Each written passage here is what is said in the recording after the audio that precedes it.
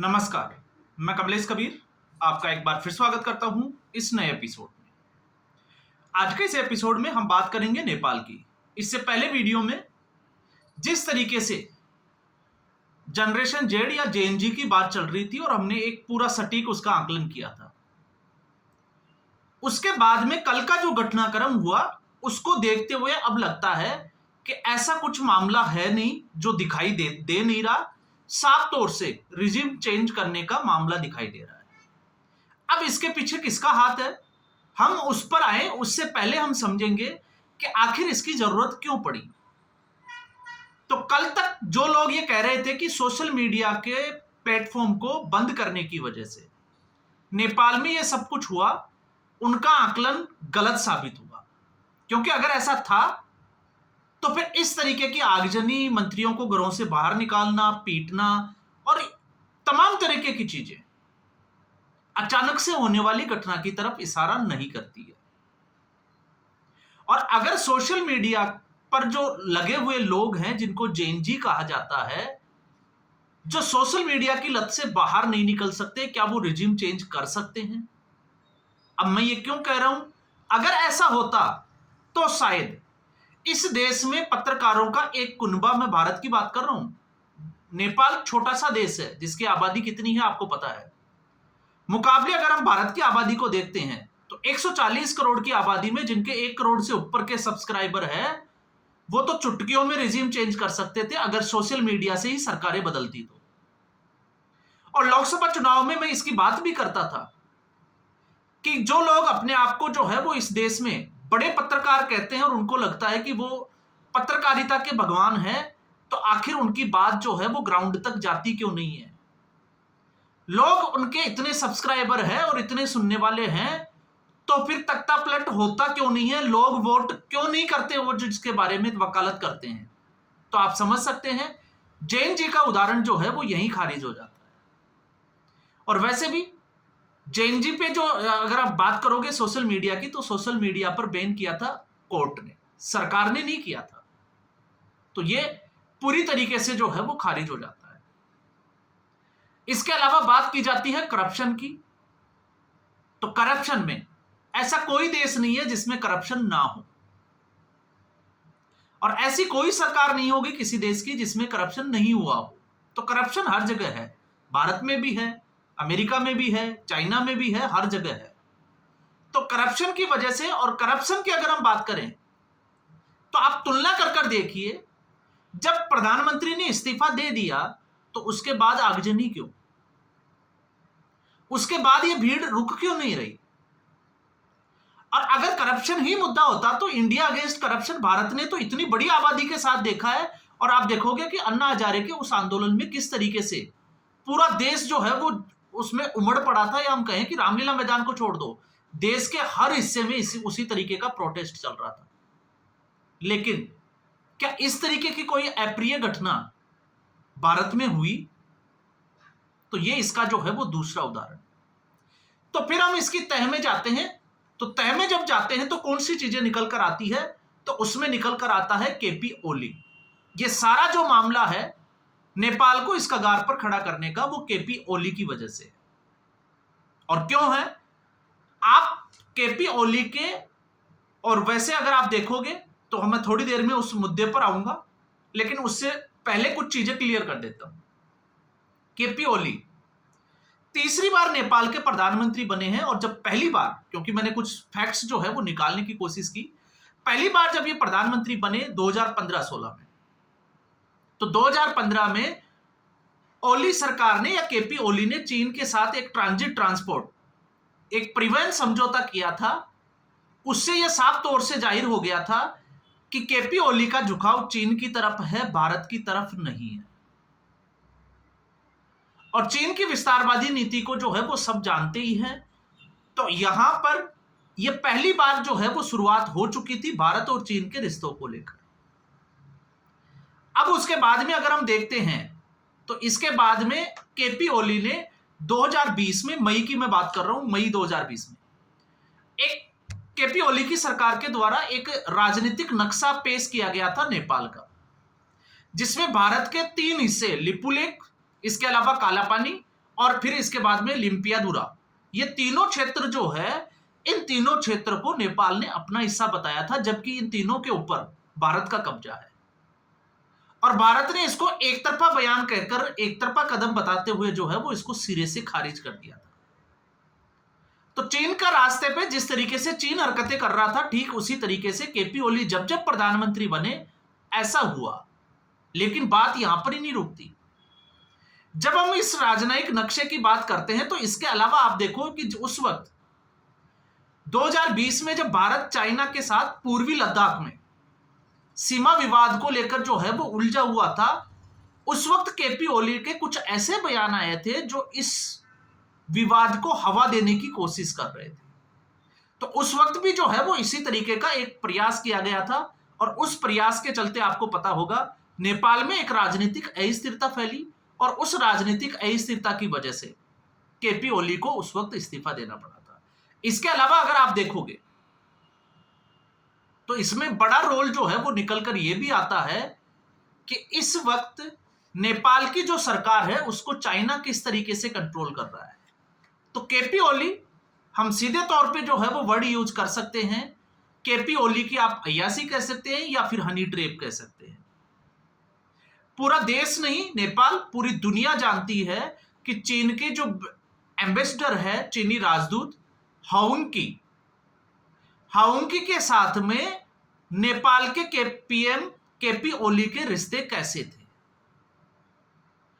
और जिस तरीके से, क्योंकि ये पिछले 5 साल की जो है वो बड़ी रिपोर्ट है, बड़ी खबर है कि लगातार इस चीनी राजदूत का नेपाल की सरकार में दखल बढ़ता जा रहा है।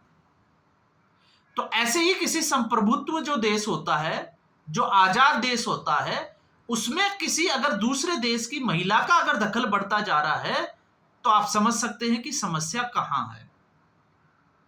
और यहां पर इस समस्या को समझने के लिए हमें समझना पड़ेगा इसके साथ में कुछ और भी फैक्ट्स को। और वो फैक्ट्स क्या थे? वो फैक्ट्स ये थे, 23 सितंबर 2020 की एक रिपोर्ट है। उस रिपोर्ट में जो खुलासा हुआ था, और खुलासा ये हुआ था, आप चाहे तो फैक्ट्स चेक कर सकते हैं, कि हुमला जिले के सीमा स्तंभ से 2 किलोमीटर, नेपाल का जो हुमला जिला है उसमें जो सीमा के लिए जो पिलर गाड़े हुए हैं, जो स्तंभ लगे हुए हैं, उससे 2 किलोमीटर अंदर तक चाइना ने नेपाल की धरती के ऊपर कब्जा कर लिया है।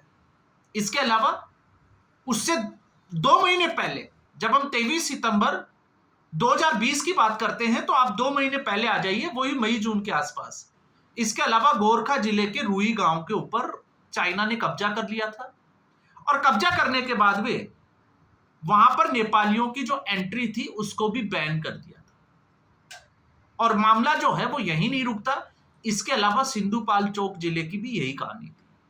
तो एक के बाद एक कई गांवों में चाइना ने कब्जा किया, और कब्जा करने के अलावा कई तरीके की जो है वो बिल्डिंग्स खड़ी कर दी, अपना इंफ्रास्ट्रक्चर खड़ा करना स्टार्ट कर दिया। इसको लेकर उस वक्त भी नेपाल के जो छात्र संगठन थे, युवा जो छात्र थे, उन्होंने काठमांडू में संसद का घेराव किया था और धरने प्रदर्शन किए थे। आप फैक्ट चेक कर सकते हैं। मामला जो है वो ठीक इसी तरीके से जुड़ा हुआ था।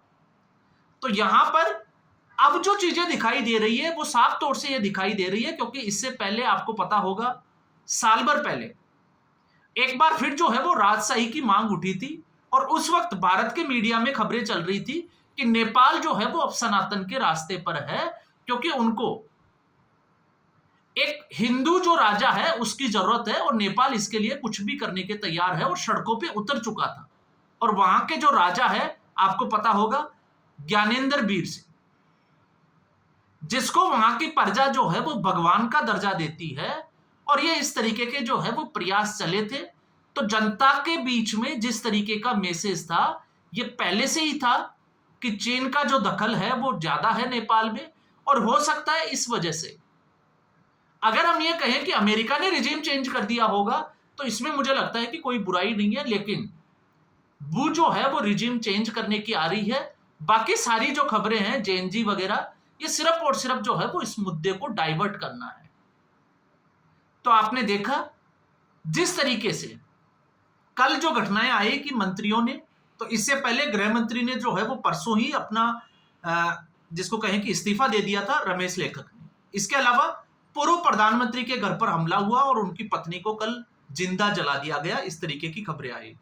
इसके अलावा और भी कई मंत्रियों को घरों से बाहर निकालकर पीटा गया। तो आप समझ सकते हैं केपी ओली फरार हो चुके हैं। अब इससे संदेश क्या मिलता है? इससे संदेश यह मिलता है कि भारत में यह स्थिति जब बनी थी, लेफ्टिस्ट पार्टियों का दबदबा होने लगा था, तो भारत की जनता ने उसको सिरे से नकार दिया था।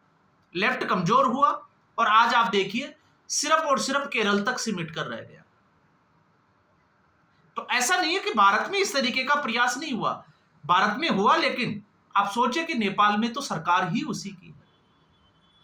और फिर दूसरी अगर आप बात करोगे तो जिस तरीके से इस देश में ऐसे ख्वाब जो देख रहे हैं, तो आप मानकर चलिए कि आप किस्मत वाले हैं कि इस देश के प्रधानमंत्री नरेंद्र मोदी है, क्योंकि यहां पर रिजिम चेंज करने का पूरा प्रयास किया गया। और इस वक्त जो डीप स्टेट है वो एशिया में जिस तरीके से सक्रिय है, आपने देखा एक के बाद एक जो है वो देश इसकी जद में आते जा रहे हैं। और हो सकता है इससे अगला जो नंबर है वो टर्की का हो, क्योंकि टर्की में भी सोशल मीडिया बैन हुआ था, लेकिन एर्दोगन ने उस फैसले को वापस ले लिया। इस तरीके की खबरें जो है वो कल से सोशल मीडिया में ट्रेंड कर रही है। तो इमरान खान ने अमेरिका के खिलाफ आवाज उठाई, इमरान खान का क्या हुआ? और आज आसिम मुनीर जो फील्ड मार्शल है वो अमेरिका के कितने करीब है।